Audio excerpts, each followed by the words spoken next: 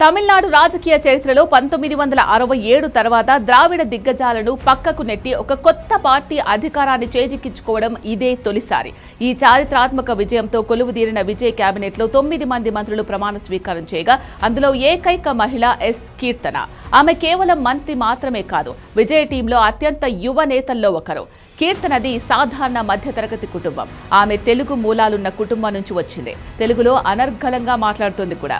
సామాజిక అంశాల పట్ల అవగాహన, చురుకైన వాక్ పటిమ ఆమెకు చిన్నప్పటి నుంచే సొంతం.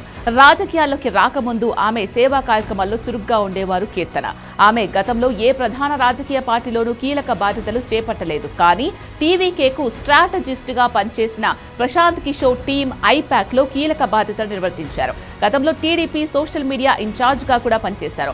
విజయ్ తన పార్టీని ప్రకటించిన తర్వాత క్షేత్రస్థాయిలో పార్టీ బలోపేతం కోసం చేసిన ప్రయత్నాల్లో కీర్తన చురుగ్గా పాల్గొన్నారు.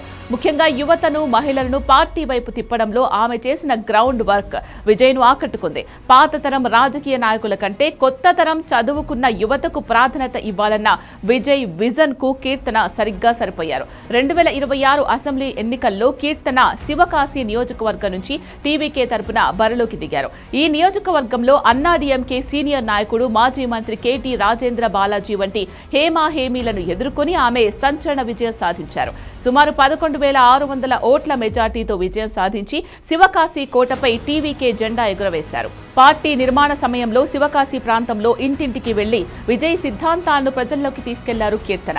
ఆమె ఎన్నికల అఫిడవిట్ ప్రకారం ఆమెపై ఎటువంటి క్రిమినల్ కేసులు లేవు. అత్యంత సాధారణ ఆస్తులు కలిగిన వ్యక్తిగా నిజాయితీకి నిదర్శనంగా నిలిచారు. కీర్తన మొత్తం ఆస్తుల విలువ కేవలం 22 లక్షలు మాత్రమే. ఎన్నికల ప్రచారంలో సోషల్ మీడియాను, యువతను సమన్వయం చేయడంలో ఆమె కీలక పాత్ర పోషించారు. తెలుగు మూలాలున్న మహిళగా తమిళనాడు రాజకీయాల్లో ఒక సామాన్య కార్యకర్త స్థాయి నుంచి మంత్రిగా ఎదగడం కీర్తన సాధించిన గొప్ప విజయం. విజయ్ నమ్మకాన్ని నిలబెట్టుకుంటూ మహిళా సంక్షేమం మరియు శివకాశి అభివృద్ధిలో ఆమె ఎలాంటి ముద్ర వేస్తారో చూడాలి.